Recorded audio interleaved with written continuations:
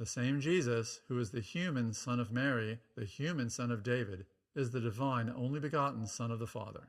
And that begs the question of how the same Jesus can be both fully human and fully divine. How are humanity and deity one in Jesus Christ? Early church theology used the term hypostatic union, which is just a way of saying personal unity, that the person of Jesus has both natures. The Council of Chalcedon in 451 addressed some confusions in how this was understood, with this formula: Jesus Christ is one person in two natures, without confusion, without change, without division, and without separation. In the early church, two cultural and theological styles developed for appreciating incarnation. The first one is associated with the intellectual capital of Antioch. It's often called word human or word man Christology. And you could put it this way: it looks at the concrete, particular human being, Jesus of Nazareth, and sees him to be Yahweh, the second person of the Trinity, the Son of the Father. The Gospel of Mark resonates with this perspective because Mark leads in chapter 1 with Jesus as a fully adult human being. The first thing we see him do is to submit to John's baptism. And if you follow that human being the way Mark's story does, you will learn that he is the Son of God and the Lord. Contemporary theology calls this Christology from below because it's from our lived experience of a human being, Jesus, that we come to know his identity and the identity of the one who sent him. And there's a lot of power in that approach. It starts at what's common ground among just about everyone, that when we look at Jesus, we are looking at a human being. That offers pretty compelling common ground across faiths, even that come to radically different conclusions about who that human being is. The Chosen is a mini-series treatment of Jesus and the Gospels that especially focuses on Jesus' character as a human being. And audiences have found that compelling. In fact, different audiences have found it compelling. Evangelicals, Roman Catholics, Latter-day Saints, Muslims even. I got to ask someone involved in the production of The Chosen why he thought that was. Why are such different people attracted to this one portrayal of Jesus? And he said it's because we're focusing on his humanity, and all of those groups appreciate his humanity. And in his humanity, I think you'll glimpse his deity the way his original followers did. It doesn't just take an imaginative midrash like The Chosen to accomplish that. In a dizzying array of different cultural contexts, Discovery Bible studies are accomplishing the same thing. These take people of any religious background, any philosophical background, through a selection of passages of Scripture where they get to focus on Jesus and see what they learn in him about God and about people. And whether those discoverers are Buddhists, Muslims, Hindus, Christians, Jews, none of the above, they come to some very common convictions about who Jesus is that match the convictions of the early church. This Son of Mary and Son of David is also the Son of the Father, the Lord. I think Christology from below respects the discovery process that the original apostles went on and that they take followers on in the letters and the Gospels of the New Testament. If an Antiochian-style focus on Jesus' humanity has considerable strengths, it also has vulnerabilities. Some of the groups I just mentioned have assumptions about the compatibility, really the incompatibility, of God and humanity that tempt us to neglect or to compromise his deity or the unity of his deity and humanity. As we'll see, that was a problem in Antioch and in Antiochian-style theology, that people would stay below and not see Jesus as more than a human, and neglect or distort the witnesses in Scripture that indicate that Jesus is more than just a human being. Indeed, that he's none other than the God of Israel. The second dominant way to understand incarnation came from the other intellectual capital of the early Christian world, Alexandria in Egypt. Instead of focusing on Jesus' particular humanity, Alexandrian theology focused on his deity, tracing that trail that starts with a human being, like in Mark, to above his humanity, you might say, to that divine nature and its life with God. Elsewhere, in discussing the topic of creation, I mentioned the preludes, I called them, in John chapter 1, Hebrews chapter 1, and Colossians chapter 1, that locate Jesus in God's whole work of creation, redemption, and glorifying transformation. The most famous of those preludes is John chapter 1. In the beginning, the Word already existed. The Word was with God, and the Word was God. He existed in the beginning with God, and God created everything through him. Nothing was created except through him. The Word gave life to everything that was created, and his life brought light to everyone. And that light shines in the darkness, and the darkness can never extinguish it. Verse 9, the one who is the true light, who gives light to everyone, was coming into the world. He came into the very world he created, but the world didn't recognize him. He came to his own people, and even they rejected him. Those preludes were pointing to the fact of incarnation and its impact. And that is what Alexandrian theology follows up on. The I Am, the eternal God, became creator of creation, who made creatures and then became a creature, not by necessity, but so that we could have fellowship. Here's a medieval Catholic icon of Jesus as geometer, architect and measurer of the world. It's a shapeless void like we see at the beginning of Genesis 1 now. It hasn't been fully made in those 6 days. This is Christology from above, isn't it? I use this diagram elsewhere in this series. The color purple here signifies royalty, God and God's kingdom. What's worth pointing out here is that goal of exaltation, life, and fruitfulness, which is God's alone, reaches into creation with those arrows that start out green. They engage the dying world and they point it back to its goal. That's an Alexandrian perspective. As that prelude in Colossians puts it, all things are from the Son, in the Son, and for the Son, emerging from God's fullness to engage a lost and dying world, seeking and saving, healing and feeding, appointing and equipping, drawing that creation back on course to the goal God intended for it. That fellowship brings divine energy into a dying world, energizing it. This is a picture of an iron forge, where iron is made molten by contact with heat. John of Damascus used this as an analogy for incarnation. As heat enters iron, it doesn't make the iron more than iron or other than iron, it's still 100% iron. But now it's iron radiant with heat.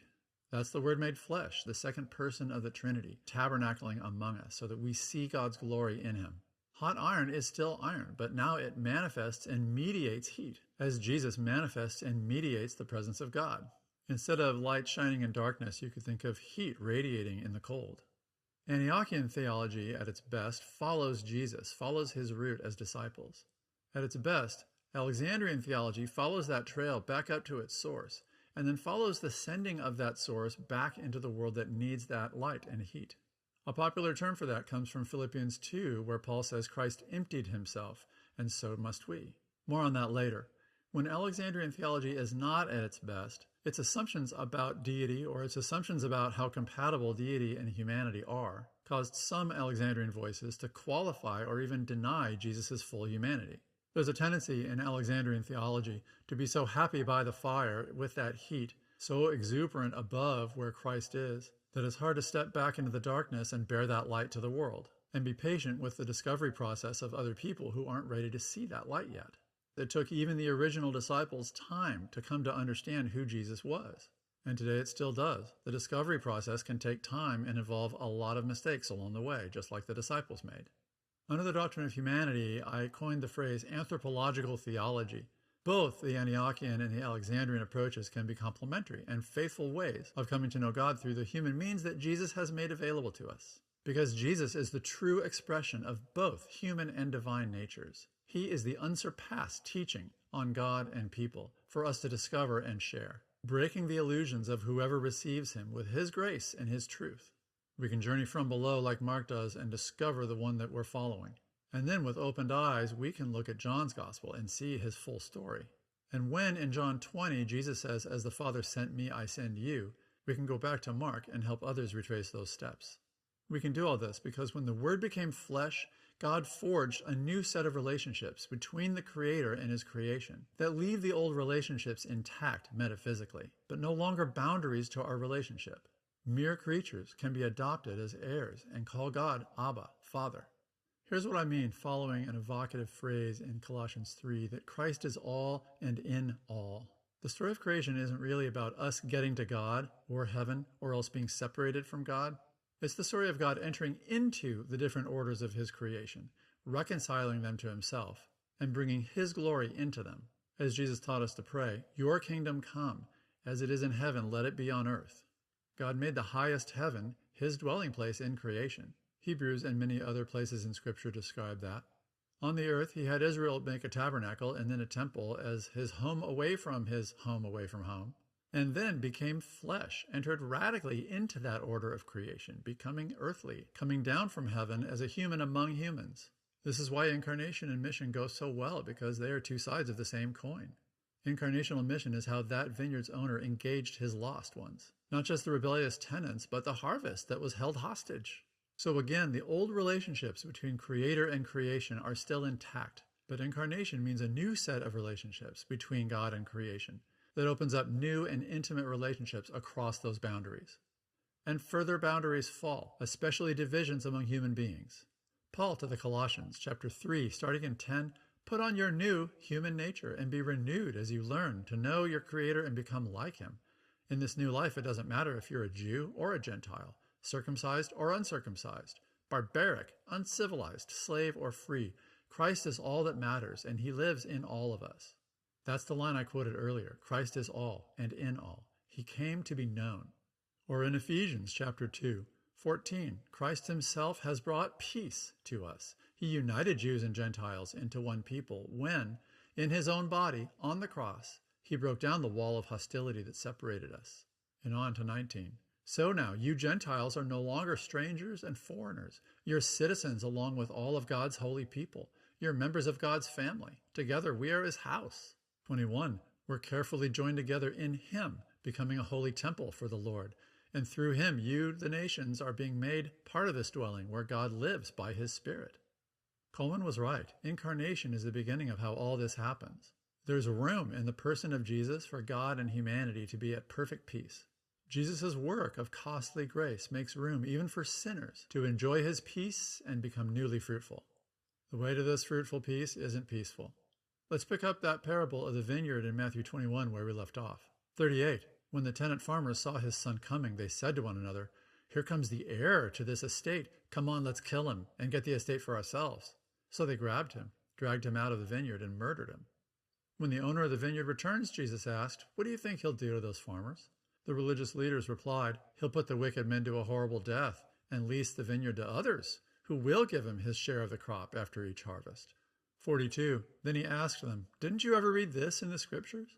The stone that the builders rejected has now become the cornerstone. This is Yahweh's doing, and it's wonderful to see. I tell you, the kingdom of God will be taken away from you and given to a nation that will produce the proper fruit." There's a whole bevy of passages that link incarnation, God coming, to revelation, God coming to be known. I'll let you pause and look at these on your own. Incarnation is God going, or from our perspective, coming, so that we can come to know Him. Athanasius is one of the early church's top Alexandrian theologians. In his book On the Incarnation of the Word, he came to this conclusion: the Word was made human that we might be made God. Athanasius doesn't mean that we'll ever attain divine nature. That's impossible. We are included in God's fellowship, though. Back to Athanasius. He showed Himself in the body that we might receive the idea of the unseen Father, and He endured the insolence of people that we might inherit immortality. Look at the Alexandrian row there. This process that Athanasius is talking about comes to be called theosis, or divinizing. Protestants usually resist those terms because they can cause confusion. We're more comfortable talking about being sanctified or glorified in God's fellowship. What follows from the Son's incarnational work engaging people far from God is ours, gathering and building disciples into His body, or His vine, or His temple, receiving the Holy Spirit so we can share that Spirit, receiving anointed roles of prophet, priest, and king from Christ, and doing that work, being reconciled through His atonement and becoming ambassadors of that reconciliation with others. That's something I cover elsewhere under the threefold office. Engaging people far from God in word and deed and dialogue. This is treated elsewhere, but it's incarnational. It's following the same logic of self-emptying that Jesus did. When in the form of God, He didn't consider equality with God something to flex, but He made Himself nothing, took the form of a slave, and came to be among people. Jesus emptied Himself. He didn't flex His deity. He came and lived a humble life among humble, suffering people, and called His disciples to do the same. When disciples engage people far from God, that looks like Christ-shaped self-emptying.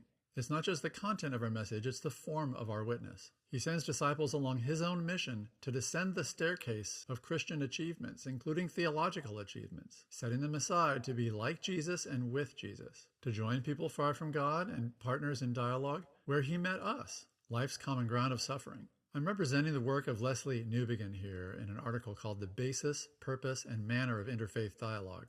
Newbigin understands that incarnation and mission belong together and call us into a mission with Jesus that looks like His. You could think of these styles of following Jesus, the Antiochian and the Alexandrian, as directions that we can faithfully travel as we trace Christ's way up to a deeper awareness of His deity, and then back down to a fuller understanding of His missional humanity as we go where He takes us, to the least, the last, and the lost. As we come to know the Word in his flesh, as we come to know the Father who is in him, who sent him, coming to appreciate his character and aligning with his heart sends us back down to burdened insiders so that we bear one another's burdens like Paul told the Galatian church to. And it sends us outside God's household to those who need to hear this news. So faithfulness travels up the original path of our discovery of who God is, and then retraces it in reverse, canonically, emptying ourselves to represent Christ to others. Again, not just relational, but relational in the style of his incarnation. We share in his work of entering new fields, sowing them with his word, growing those who receive, gathering, equipping them, and sending them onward.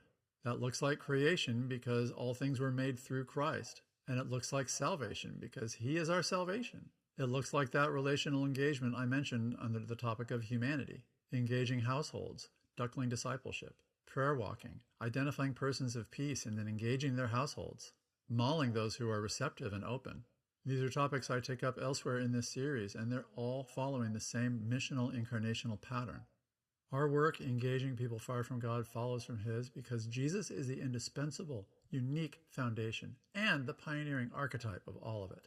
He took his place among humans far from God, so we can too. He aligned with the Father's heart and remained with him, so we can too.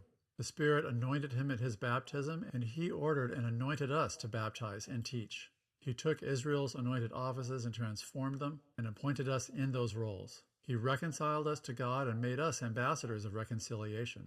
He gave us his mind of self-emptying on his way to exaltation and the name above every name. He was the mama duck who blazed the way for us to follow. He takes us prayerfully into new fields to maul us, to maul others. He entered our household so that we can enter God's household and invite all to join us. He was humanity's very own person of peace, hungry to share his news and his access so that we could too, receiving his DNA of disciple-making and passing it on. The incarnation was exclusively his. He is the only Word made flesh. But all this makes the lives of his disciples as incarnational as his Father's heart.